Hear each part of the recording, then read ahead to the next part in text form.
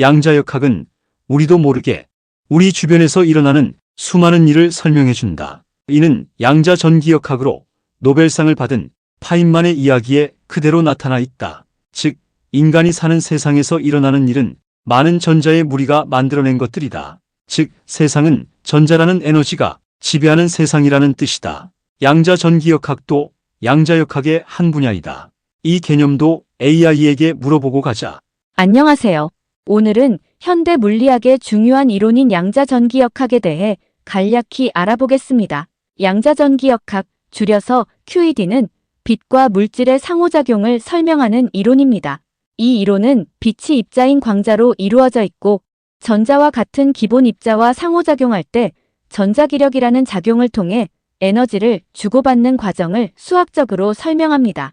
QED의 가장 큰 특징은 시간과 공간에서의 확률을 계산하여 입자들의 움직임과 상호작용을 정확히 예측할 수 있다는 점입니다. 이 이론은 전자기학의 고전적 한계를 극복했고 전자기학과 양자역학을 결합하여 더 세밀한 결과를 제공합니다. 예를 들어 QED는 원자의 전자 궤도, 전자기 복사의 흡수와 방출 같은 현상을 매우 정확하게 설명합니다. 이를 통해 오늘날 전자기파 기술과 레이저, 심지어 전자기 영상 기술까지 발전시킬 수 있었습니다. 양자전기역학은 우리 세계를 이해하는 데 필수적인 도구로 자리 잡았습니다. 감사합니다. 추가로 리처드 파인만도 함께 알아보고 가자. 양자전기역학으로 노벨상을 받은 리처드 파인먼은 20세기 최고의 물리학자 중 한 명으로 손꼽힙니다.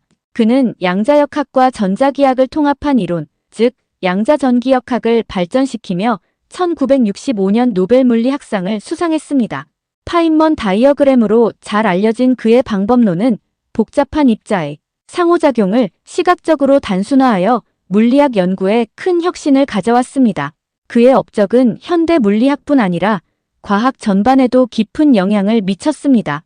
그는 뛰어난 학문적 재능뿐만 아니라 대중 강연과 글쓰기를 통해 물리학을 쉽게 설명하며 과학을 누구나 접근 가능하게 만든 점 또한 높은 평가를 받습니다. 리처드 파인먼, 그의 이름은 학문적 천재성과 열정이 만나 이루어낸 혁신의 상징으로 오늘날까지 기억되고 있습니다.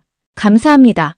여기서 핵심은 양자역학과 전자기학을 합친 점이다. 추가로 여기서 핵심은 우리의 관심 범위에 있는 전자라는 에너지를 설명하는 전자기학이다. 이 시점에서 인간이 사는 세상에서 일어나는 일은 많은 전자의 무리가 만들어낸 것들이다라는 말이 나오게 된다. 즉, 현재 우리가 살고 있는 세상은 전자라는 에너지가 지배하는 세상이라는 뜻이다. 이 시점에서 전자기학도 AI에게 물어보고 가자. 안녕하세요. 오늘은 전자기학에 대해 간단히 알아보겠습니다. 전자기학은 전기와 자기 현상을 다루는 물리학의 한 분야로 우리가 일상에서 사용하는 수많은 기술의 기초를 이루고 있습니다. 전자기학은 전기장과 자기장의 상호작용을 연구하며 이를 설명하는 데 가장 중요한 방정식이 맥스웰 방정식입니다. 이 이론은 전자기파가 공간을 통해 전달되는 원리를 밝혀냈고 이는 라디오, TV, 휴대폰 같은 통신 기술의 기반이 되었습니다. 전자기학은 또한 발전기나 모터 같은 전력 장치의 작동 원리에서도 중요한 역할을 합니다. 이는 현대 과학과 기술의 발전에 없어서는 안 되는 학문으로 오늘날 전자기학의 응용은 의료기기, 반도체, 우주통신까지 광범위하게 퍼져 있습니다. 전자기학은 단순한 이론이 아닌 우리 생활에 밀접하게 연결된 중요한 과학 분야입니다. 감사합니다. 그리고 이것이 동양철학 그 자체이고 동양철학을 지배하는 이론이다. 즉, 우리 조상 중에는 리처드 파인만과 같은 사람이 수를 셀 수도 없을 만큼 많았다는 뜻이다. 이것이 동양철학의 진정한 품격이다. 그러면 현재를 살고 있는 우리의 지식을 대변하는 AI에게 동양철학의 개념을 다시 한번 들어보자. 안녕하십니까? 오늘은 동양철학에 대해 간단히 알아보겠습니다. 동양철학은 인간과 우주의 조화를 중시하며 중국, 한국, 일본 등 동아시아 지역에서 발전한 사상 체계입니다. 대표적으로 유교, 불교, 도교가 주요한 흐름을 형성합니다. 유교는 공자의 가르침을 바탕으로 윤리와 사회 질서를 강조했고 불교는 고통에서 벗어나기 위한 깨달음과 수행을 목적으로 합니다. 도교는 자연과의 조화를 추구하며 인위적이지 않은 삶을 이상으로 삼습니다. 동양 철학의 특징은 이론보다 실천을 중시하며 인간과 자연, 사회의 조화로운 관계에 초점을 맞춘다는 점입니다. 이러한 사상은 현대에도 삶의 지혜와 가치를 제공하며 지속적으로 연구와 관심을 받고 있습니다. 감사합니다. 역시 현재 우리는 동양 철학을 아예 모르고 있다. 여기서 핵심은 전자라는 에너지인데 인간이 사는 세상에서 에너지는 동력을 제공하는 에너지를 말한다. 그리고 이 에너지의 유일한 원천이 전자이다. 그리고 현재 인간이 살고 있는 이 세상은 동력이 없이는 절대로 돌아가지 않는다. 당장 인체는 근육을 움직일 동력이 없다면 인간은 존재 자체가 불가해진다. 즉, 이 세상은 전자가 없이는 절대로 돌아가지 않는다는 뜻이다. 이를 사계절과 일상생활에서 일어나는 아주 사소한 문제로까지 확대해보자. 사계절이 돌아오면서 따뜻한 봄이 되면 식물의 새싹이 올라오고 무더운 여름이 되면 식물이 무성하게 우거지고 건조한 가을이 되면 식물은 낙엽이 지고 차가운 겨울이 되면 식물은 벌거숭이가 된다. 이 상태를 고전물리학으로는 절대로 풀지 못한다. 고전물리학이 겨우 접근하는 방식이 산성장 이론이다. 이는 산성 물질이 식물의 성장을 이끈다는 이론이다. 여기서 문제는 고전물리학은 산과 알칼리 구분을 엉성하게 한다는 사실이다. 그래서 고전물리학은 산성 물질이 어떻게 식물을 성장으로 이끄는지를 모른다. 그래서 산성장 이론은 자동으로 산성생장가설이 되면서 이론이 아닌 가설로 변해버린다. 먼저 이 시점에서 산성생장가설을 AI에게 물어보고 가자. 안녕하세요. 오늘은 식물 생장의 중요한 가설인 산성생장 가설에 대해 알아보겠습니다. 산성생장 가설은 식물이 자라면서 세포벽이 어떻게 느슨해지고 확장되는지를 설명하는 이론입니다.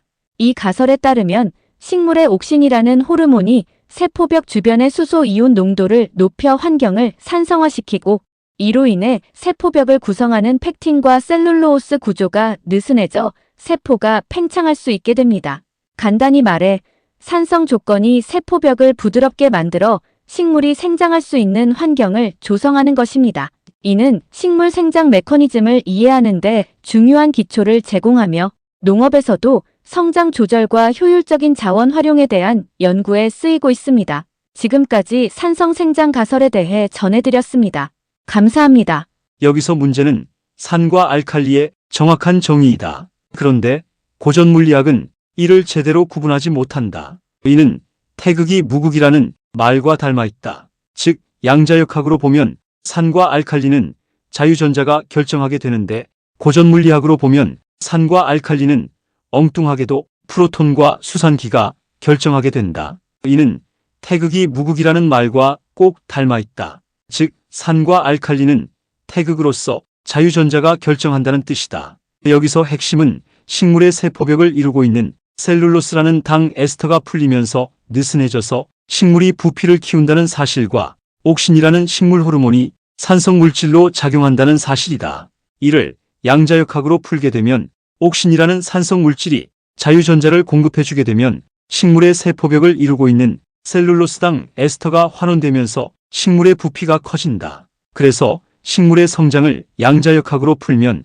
아주 간단하다. 이는 자동으로 사계절의 설명을 아주 쉽게 한다. 즉, 따뜻한 봄이 되면 봄의 따뜻한 열에너지가 자유전자를 활성화시켜서 봄에 식물이 새싹을 돋게 한다. 이때 중요한 사실은 열에너지는 자유전자를 활성화시키고 냉에너지는 자유전자를 비활성화시킨다는 점이다. 추가로 이때 자유전자는 식물의 성장인자라는 사실이다. 그러면 자동으로 식물의 성장에 대한 사계절의 문제는 아주 쉽게 풀린다. 여름은 지독하게 강한 열에너지가 성장인자인 자유전자를 강하게 활성화시키게 되고 이때 식물은 마음껏 자라서 무성하게 성장한다.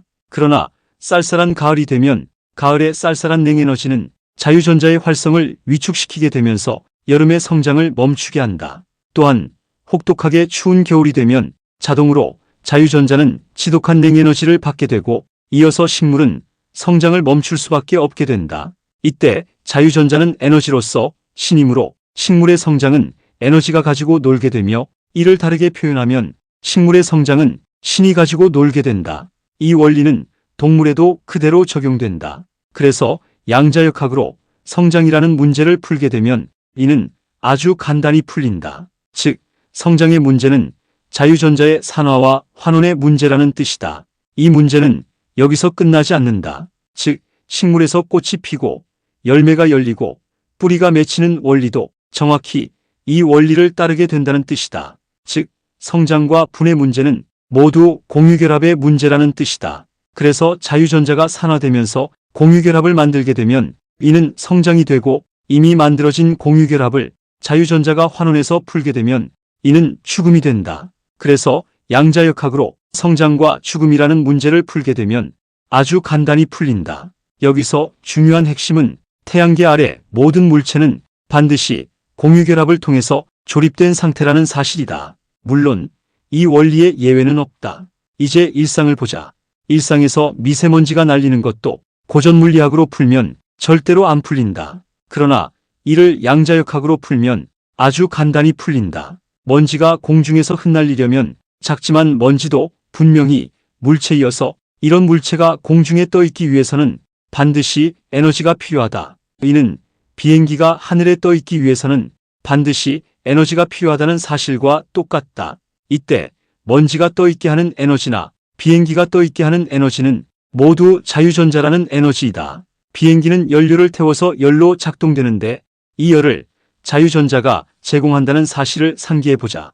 또한 태양계 아래에서 유일한 열의 원천은 전자라는 사실도 상기해보자. 그래서 미세먼지는 반드시 에너지를 많이 쓰는 곳에서 나오게 된다. 이 시점에서 미세먼지와 자유전자의 관계를 AI에게 물어보고 가자. 안녕하세요. 오늘은 미세먼지와 자유전자에 대해 알아보겠습니다. 미세먼지는 대기 중에 떠다니는 작은 입자로 지름 10마이크로미터 이하의 초미세먼지가 대표적입니다.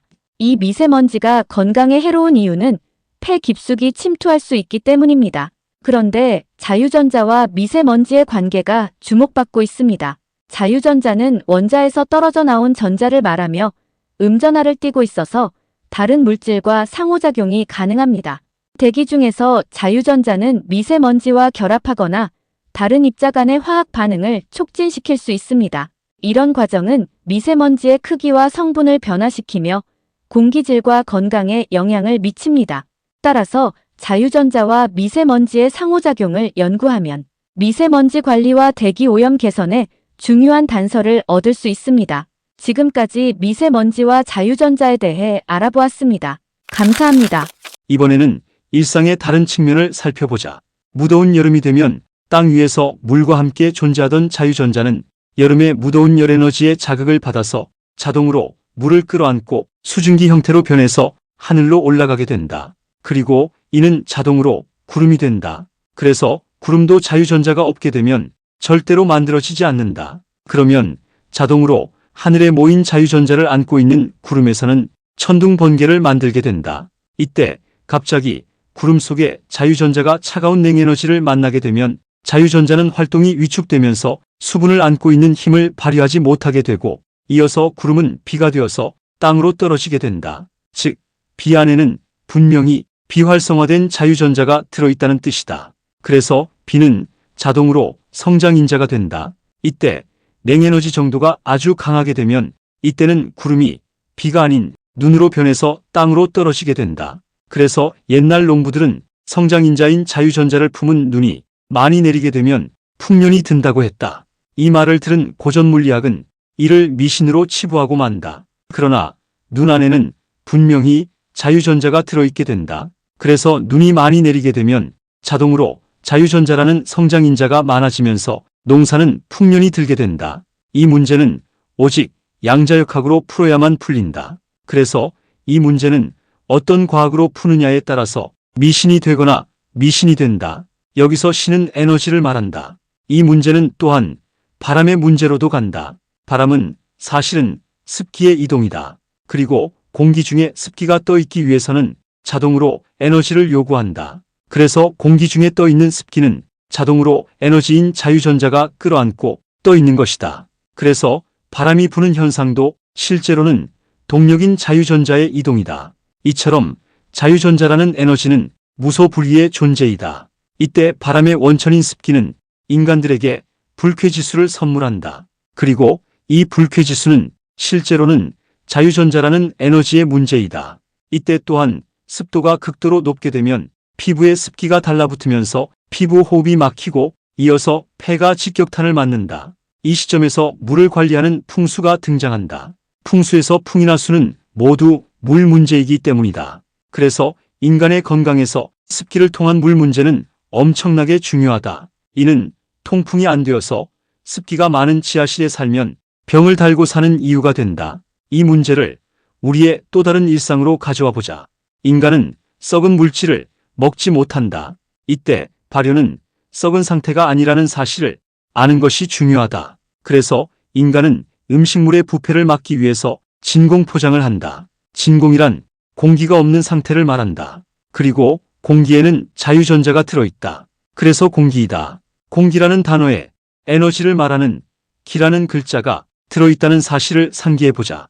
그러면 진공이란 자유전자를 엄청나게 줄인다는 뜻이다. 그러면 공기 중에 들어있던 자유전자는 식품이라는 물체의 공유결합을 풀지 못하게 된다. 이것을 부패의 방지라고 한다. 즉, 부패는 물체의 공유결합을 풀어서 해치는 것이다. 그러면 이때는 자동으로 성장인자이면서 에너지인 자유전자가 많다는 뜻이 된다. 그러면 이때는 자동으로 자유전자라는 생명체의 먹이를 많이 공급하게 된다. 이때 중요한 사실은 생명체의 먹이인 에너지는 자유전자라는 사실을 아는 것이다. 그러면 이때 썩은 물체에서는 자동으로 에너지가 많아지면서 세균이 살게 된다. 즉, 세균이 물체를 썩게 하는 것이 아니라 세균의 에너지인 자유전자가 물체를 썩게 하고 세균은 이때 넘쳐나는 에너지를 보고서 몰려왔다는 뜻이다. 그러면 자동으로 세균이 많은 상태는 열의 원천인 자유전자의 과잉을 말하게 되고 이어서 자동으로 열이 동반된다. 이를 우리는 병이라고 부른다. 즉, 질병은 과잉 에너지가 일으킨다는 뜻이다. 즉, 질병은 과잉 자유전자가 일으킨다는 뜻이다. 그래서 병이 나게 되면 자동으로 열의 근원인 자유전자가 과잉되면서 몸에서 열이 나게 된다. 태양계 아래에서 모든 열은 무조건 전자가 만든다는 사실을 상기해보자. 이 상태를 한의학에서는 인체가 산성화되었다고 말하게 된다. 산성화 문제는 무조건 자유전자 문제라는 사실도 상기해보자. 다시 본론으로 돌아와서 이는 세균이 부패의 원인이라는 고전물리학의 이론을 정면으로 부정하게 된다. 이때 고전물리학은 세균의 에너지를 ATP로 보기 때문이다. 여기서 모순은 고전물리학은 ATP를 열역학으로 푸는데 정작 열의 원천은 자유전자라는 사실이다. 이를 부정하는 이론이 위생가설이다. 즉, 약간 더럽게 살면 병에 덜 걸리고 너무 깨끗하게 살면 병에 취약하다는 것이다. 이를 보통은 청결의 역습이라고 부른다. 이는 또한 자칭 최첨단 현대의학을 정면으로 부정하게 된다. 자칭 최첨단 현대의학의 핵심 근거가 세균론이기 때문이다. 즉, 자칭 최첨단 현대의학은 세균이 만병의 근원이라는 뜻이다. 이 시점에서 위생가설도 AI에게 물어보고 가자. 안녕하세요. 오늘은 위생가설, 즉 하이진 하이파서서스에 대해 알려드리겠습니다. 이 가설은 1989년 처음 제기된 이론으로 현대 환경이 지나치게 깨끗해지면서 인체 면역 체계가 균형을 잃고 알레르기나 자가 면역 질환 같은 질병이 증가한다는 주장입니다. 예를 들어 부족한 박테리아나 바이러스 노출이 면역 시스템에 제대로 된 훈련 기회를 주지 못하면서 과잉 반응이 나타날 수 있다는 겁니다. 실제로 위생 상태가 상대적으로 깨끗한 지역에서 알레르기 비율이 더 높게 나타난다는 연구 결과도 있습니다. 하지만 위생 가설이 모든 면역 관련 질환을 설명하는 건 아니며 이는 면역학, 환경, 유전 요인 등이 종합적으로 작용한 결과로 봐야 합니다. 다만 이 가설은 우리가 지나치게 살균된 환경만을 추구하는 대신 자연과의 균형을 다시 한번 생각해보게 만드는 중요한 시사점을 제공합니다. 감사합니다. 이 시점에서 살아있다는 개념도 나오게 된다. 즉, 생명체가 살아있게 되면 생명체는 부패하지 않는다는 뜻이다. 그러면 살아있기 위해서는 자동으로 공유결합을 푸는 자유전자를 처리할 수 있는 능력을 보유해야만 한다. 그래서 이때 생명체는 자유전자라면 환장하고 달려드는 산소가 요구된다. 우리는 이를 호흡이라고 부른다. 그래서 생명체는 산소가 엄청나게 중요한 존재가 된다. 이 산소는 보통 공기 중에 떠 있다. 그러면 이도 역시 동력인 자유전자라는 에너지가 요구된다. 아무튼 자유전자라는 에너지는 무소불위의 존재이다. 이때 산소가 전자를 좋아하는 정도를 전자친화성이라고 부른다. 이 개념도 AI에게 물어보고 가자. 안녕하세요. 오늘은 산소의 전자 친화성에 대해 알아보겠습니다. 전자 친화성이란 원자가 전자를 얼마나 잘 받아들이는지를 나타내는 값인데요. 산소는 전자를 강하게 끌어당기는 성질이 있습니다. 이는 산소의 원자 구조 때문입니다. 산소는 원자가에 2개의 비어있는 전자 자리가 있어 이를 채우기 위해 외부로부터 전자를 쉽게 받아들이려는 경향이 큽니다. 이러한 특성 덕분에 산소는 화학적으로 매우 반응성이 높고 다른 원소와 결합해 다양한 화합물을 만듭니다. 대표적으로 산소 분자와 수소가 결합하면서 물을 생성하는 반응도 여기에 해당합니다. 산소의 높은 전자 친화성은 생명체의 호흡 과정에서도 중요한 역할을 합니다. 이처럼 산소는 화학적 반응성과 생명 유지에 필수적인 요소로 작용합니다. 감사합니다. 이때는 자동으로 물을 만들어낸다. 그래서 화성에서 생명체를 찾을 때 물을 조사하게 된다. 즉, 생명체는 산소를 이용해서 공유결합으로 조립된 생명체를 풀어버리는 자유전자를 물로 만들어버린다. 이때 생명체의 수명은 자동으로 연장된다. 아니면 생명체는 공유결합이 풀리면서 부패해서 썩게 된다. 이때 생명체의 부분적 부패는 병을 말하게 된다. 즉, 병은 공유결합이 풀린 상태라는 뜻이다. 그래서 생명체의 공유결합을 푸는 자유전자는 열의 원천이므로 병이 들게 되면 자동으로 열이 나게 된다. 이때 고전물리학은 생명체가 병이 들게 되면 왜 열이 나는지 모른다. 그리고 우리는 이런 고전물리학이 지배하는 세상에 살고 있다. 즉, 우리는 우리가 문명화되었다고 대단히 착각하면서 살고 있다는 뜻이다. 그러나 무식한 문명인으로부터 미개인으로 취급받는 우리 조상들은 양자역학의 세상을 인식하면서 살고 있었다. 즉, 우리는 점점 더 멍청해져 가고 있다는 뜻이다. 이때 우리의 개념은 AI를 만들어내는 부류의 인간은 제외한다. 이제 AI가 세상을 지배하게 되면 99%의 인간은 더욱더 멍청해질 것이다. 이는 멍청해지지 않으려면 동양 철학을 필수로 배워두라는 뜻이다. 이는 자동으로 자식의 교육과 직결된다. 이번에는 세탁 문제로 가보자. 세탁은 찌든 때를 벗겨내는 일이다. 이때 때는 공유결합을 통해서 물체와 결합한 상태가 된다. 그래서 이때 세제의 역할은 이들의 공유결합을 풀어주는 것이다. 그러면 이때는 자동으로 때를 환원해서 공유결합을 풀어줄 자유전자가 요구되고 이어서 이 자유전자를 실어다 줄 담체가 요구된다. 그리고 이때 자유전자의 최고 담체가 질소와 인산이다. 계면활성제 문제도 AI에게 물어보고 가자. 안녕하세요. 오늘은 계면활성제에 대해 알아보겠습니다. 계면활성제는 물과 기름처럼 잘 섞이지 않는 2가지 물질을 섞이게 만드는 화학물질로 우리가 사용하는 세제, 샴푸, 치약 등에서 흔히 찾아볼 수 있습니다. 이 물질의 핵심 기능은 오염 물질을 물로 씻어내도록 돕는 것인데요. 한쪽은 물과 잘 결합하고 다른 쪽은 기름과 결합하는 구조를 가지고 있어 기름이나 먼지 같은 오염을 효과적으로 제거할 수 있습니다. 하지만 일부 계면활성제에는 피부 자극을 줄 수 있는 성분이 포함될 수도 있으니 제품 사용 전에 성분 표시를 확인하고 자신의 피부 상태에 맞는 제품을 선택하는 것이 중요합니다. 오늘부터 더 똑똑하게 계면활성제를 이해하고 활용해 보세요.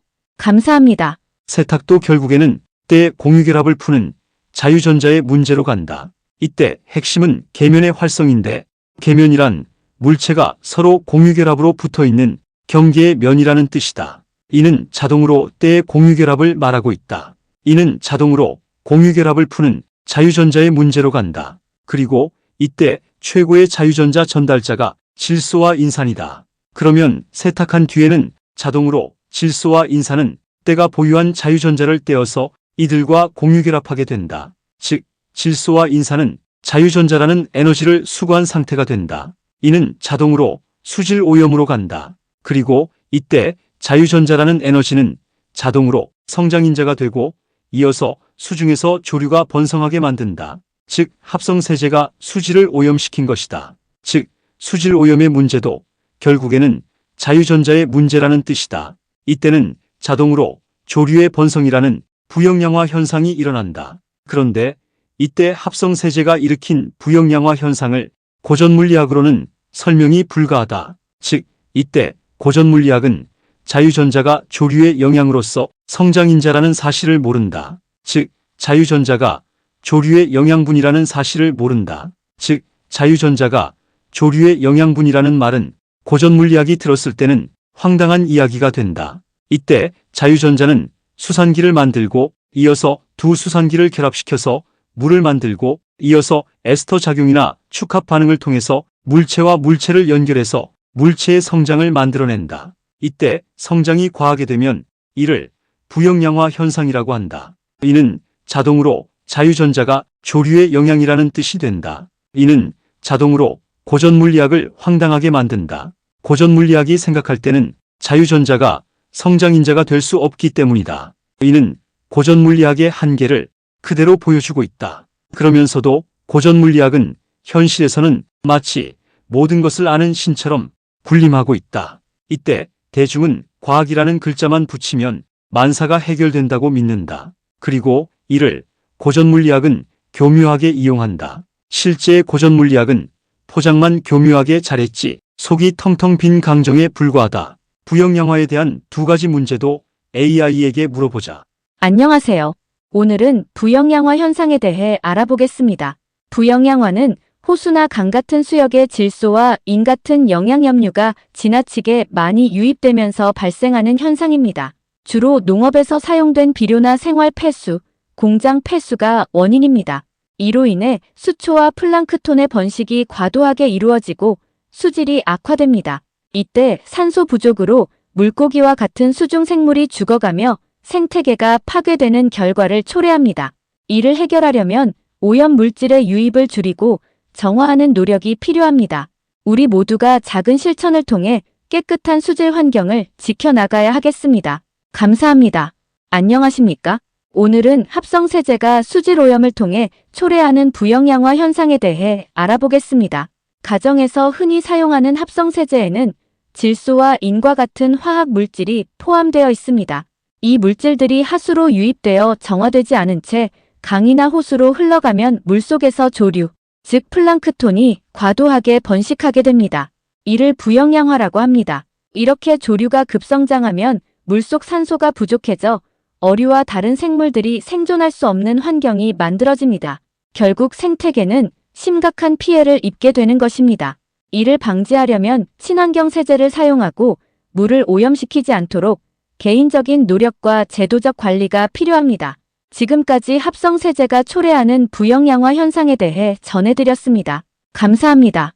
지금까지 본 것처럼 실제로 인간이 사는 세상을 지배하는 과학은 전자와 같은 미립자를 다루는 양자역학이다. 이는 세상을 실제로 움직이는 실체는 인간이 볼 수 없는 미시의 세계라는 뜻이다. 그러면 자동으로 인간이 눈으로 볼 수 있는 것을 겨우 알아채는 고전물리학으로는 인간이 사는 세상을 파악하지 못하게 된다. 그러면서도 고전물리학은 현실에서는 마치 모든 것을 아는 신처럼 군림하고 있다. 이런 이유로 지금과 같은 양자역학의 세계를 말하게 되면 대중은 자동으로 심한 인지 부조화를 느끼게 되고 이어서 이를 이겨내지 못하고 결국에는 자기들에게 익숙한 고전물리학으로 되돌아가 버린다. 이는 인간의 생애가 얼마나 무서운지를 말해주고 있다. 이는 결국에 고스란히 대중의 손해로 되돌아온다. 이 부분 중에서 최고로 심한 경우가 의학 분야이다. 우리가 실생활에서 알아야 할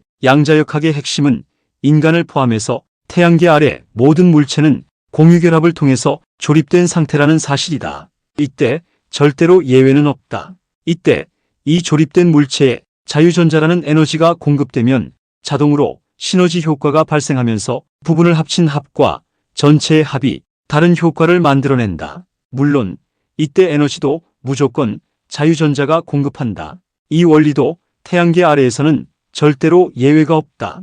이것이 바로 양자역학의 세계이다. 이 시점에서 자동으로 진화론과 지적 설계론이 충돌하게 되고 기계론과 전체론이 충돌하게 된다. 이들 문제도 기회가 되면 영상을 따로 하나 제작할 것이다. 여기에서는 이들 개념만 AI에게 물어보고 끝내자. 안녕하세요. 오늘은 철학의 한 분야인 기계론에 대해 알아보겠습니다. 기계론이란 자연과 우주를 마치 거대한 기계처럼 이해하는 사고방식입니다. 즉, 모든 현상은 원인과 결과의 연쇄로 설명될 수 있다고 보는 관점이죠. 17세기 데카르트와 뉴턴 같은 사상가들은 우주를 수학적 법칙에 따라 움직이는 기계로 보았고, 이를 통해 자연 현상을 과학적으로 설명하려 했습니다.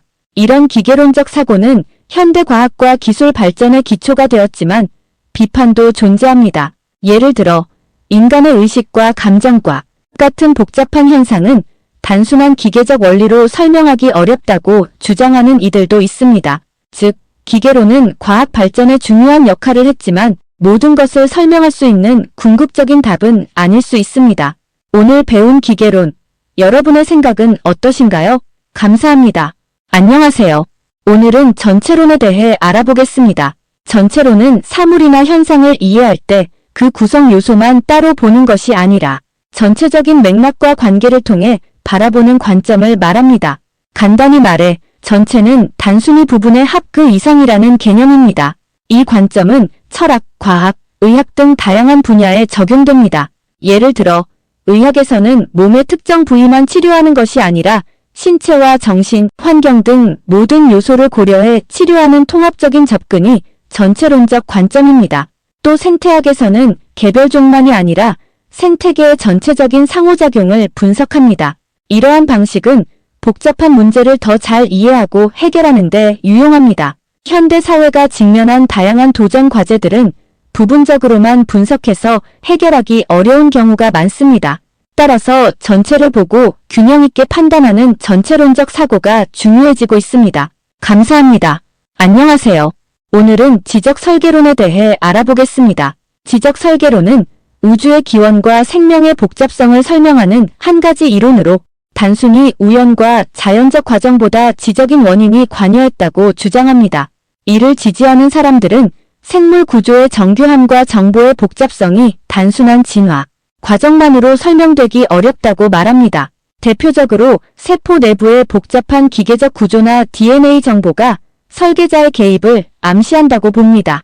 그러나 과학계에서는 이론적 논쟁이 많습니다. 지적 설계론이 과학적 탐구를 바탕으로 한 이론인지 아니면 종교적 입장에 기반한 주장인지에 대해 의견이 갈립니다. 중요한 점은 현재까지도 이 주제는 다양한 논의와 연구의 대상이 되고 있다는 것입니다. 감사합니다. 이들 문제는 사실 양자역학으로 보면 거론할 가치조차도 없이 너무나도 쉬운 문제가 된다. 그러나 양자역학과 비교해서 수준이 너무나도 떨어지는 고전 물리학으로 이들 문제를 바라보게 되면 이들은 자동으로 심한 논란만 유도되고 결국에 심한 혼돈 속으로 빠져들고 만다. 이는 또한 현재 진행형이다. 이는 여전히 이 세상을 지배하는 과학이 고전 물리학임을 말해주고 있다. 다음에 나오는 짧은 영상은 지금까지 본 영상의 내용을 AI가 요약해서 만든 요약 영상이다. 양자역학은 주변에서 일어나는 많은 현상을 설명하고 특히 전자가 에너지의 원천임을 강조하게 한다. 리처드 파인만의 연구처럼 양자전기역학은 전자와 에너지를 연결해 동양 철학과도 연결될 수 있다. 식물의 성장은 전자와 관련이 깊고 양자역학을 통해 쉽게 설명할 수 있다는 점이 흥미롭다. 열에너지는 자유전자를 활성화하고 냉에너지는 비활성화시켜서 식물의 성장을 결정짓는다는 이야기이다. 여름에는 자유전자가 활성화되어 식물이 무성하게 자라지만 가을과 겨울의 추위로 성장이 멈춘다는 점이 흥미롭다. 식물의 성장과 죽음 문제는 자유전자의 산화와 환원으로 쉽게 이해할 수 있다는 것이다. 미세먼지 역시 양자역학적으로 풀 수 있고 이를 위해서는 자유전자가 필요하다는 점을 강조한다. 무더운 여름에 자유전자는 수증기로 변해 구름을 만들고 비가 내리면 자유전자가 함께 간다는 사실도 잊지 말자. 눈이 많이 오면 자유전자가 포함되어 있어 풍년을 가져다 준다는 옛 농부의 믿음은 과학적으로도 설명될 수 있다. 자유전자가 늘어나면 농사가 풍년이 되고 이를 해결하려면 양자역학을 사용해야 한다. 바람과 습기의 이동은 에너지를 요구하며 이는 인간의 건강에도 큰 영향을 미친다. 부패는 자유전자가 많은 상태에서 발생하고 질병은 이 과잉 에너지로 인해 생긴다는 것이 포인트이다. 고전 물리학의 세균론과 현대의학 이론은 자유전자 문제에 대해 잘못된 이해가 많아서 자칭 최첨단 현대의학은 세균이 만병의 근원이라고 하지만 여기서는 생명체와 자유전자의 개념이 중요하다는 내용을 다루고 있다.